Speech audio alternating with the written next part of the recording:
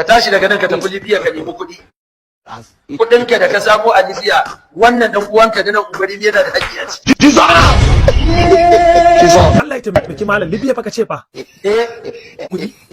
Libyan da muke ciki muke shan wahala neman kuɗi to in dai haka ne malam billahi la ilaha illa huwa na gwammace in dawo gida gaba ɗaya mu zauna mu sha wahala tare ka dawo gida sai mun ci ubanka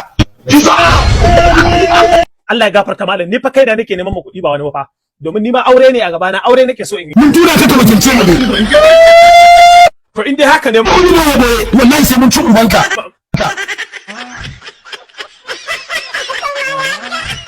wai ban sani ba kila ko ni kadai ne na gano wannan abun wai jama'a kun gano cewa America akwai wani abu da take shiryawa shi yasa ta fito da mining na Interlink ta fito da mining din Pi network ta fito da mining ga sanan bari in ga muku wani abu ku ji ta inda za ku san cewa akwai wani shiri da America take a ƙasa ta yaya za a ce bankin America ya fito yana ga mutane cewa wai dala za ta faɗi dala ta karye dala ta faɗi shugaban ƙasar America Donald Trump shi ma kanshi ya fito yayi irin wannan kalaman akan cewa tattalin arzikin America ya faɗi ƙasa warwar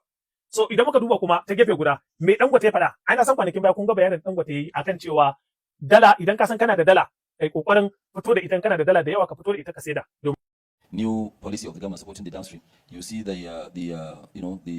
dollar rate will actually improve a lot. And if I have dollars today, I'd rather sell than to wait till next 1 month. So da farko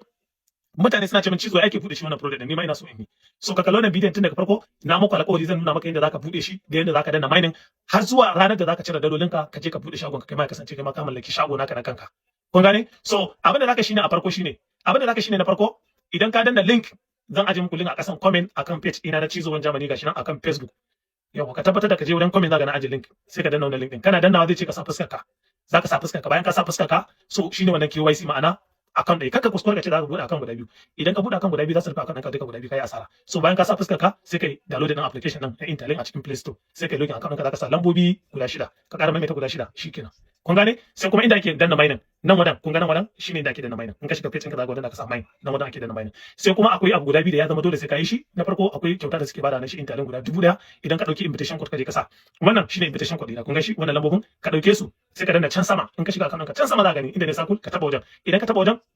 nan wannan aka sa referral code din nan to ka dangwala wajen idan ka dangwala wajen zai nuna maka inda sai ka taba wajen woman hash din nan woman hash ka taba wajen woman hash din nan idan ka taba wajen woman hash so zai a kasa gashi nan inda ka ce enter invitation code to kai ka sa invitation code ina a wajen in ka sa kana danna submit za su baka guda 1000 kyauta take yanke dole sai kai wannan abin baka ba za ka tara shi da ba kuma ba za ka samu da ba so idan baka samu ba za ka samu ba amma 1000 tare za su baka 1000 idan ka sa invitation code ɗaya kenan so banda wannan mun gama da wannan bangaren sai abu na biyu kuma da zaka shine a san account ɗin ka lura zaka wasu abubuwa suna wuce har da kofi da wasu gida wannan babban kamfanin ne to kofin nan da ka gani gashi na ya wuce kun ga shi sai ka dangwala shi idan ka taba shi to zai nuna maka cewa sign in sai ka taba sign in bayan ka taba sign in to zai nuna maka sai ka ja saman wayar ka dan ja sama haka in ka ja za ga inda aka rubuta za ka rubuta pool da kuma wannan da pool din shi zaka taba kun gane ka taba mene ka taba wadan pool din nan kyauta ne wannan za su raba dole ana sai kai wannan abin za su raba shi ma kyauta za su baka 20% to in ka taba pool to zaka sa invitation code din nan shi ma da zan aje muku shi guda biyu kenan ko to ka dauki invitation code din shi ma ka sa shi a wannan kana sawa za su baka shi ma kyautan 20%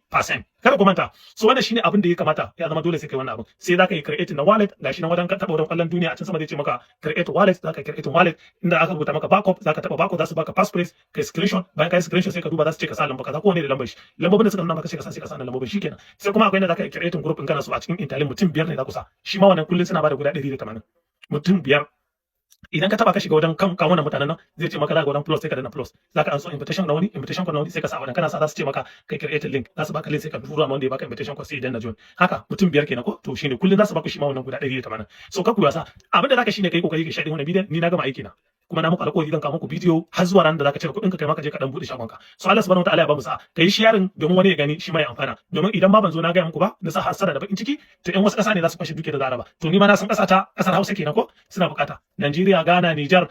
Chad da sauran Kamaru da wani waye suna bukatar kuɗaɗen nan domin muna cikin wani halin haulayi shugabannin ba ta sai mu suke ba so ga dama ni irin taimakon da zan baku yana ce kowa da irin yanayin damar da Allah ya bashi to ni ga damar da Allah ya bani kuma na zo na yi amfani da ita na sanar da ita kai kuma sai ka zauna ka yi tunani kaga zaka iya yi ko ba zaka iya yi ba na farko idan ka san ba zaka iya ba ka bude domin idan baka danna mining za su kwashe abin da ka tara dole ka zama kana yin mining ka zama very active na fita yakin ku wannan shine abin da ake bukata kai kadai ba kuɗi zaka sa ba ba kuma za a ce wai sai ka kawo wani abu bane tukuna ka fara kyauta ne ko sisi ba zaka sa ba jama'a nagode sai an jima amin shi yare kuma Allah subhanahu wataala ya kara mana soyayya manzon Allah sallallahu alaihi wasallam da kuma ahalin gidansa mun gode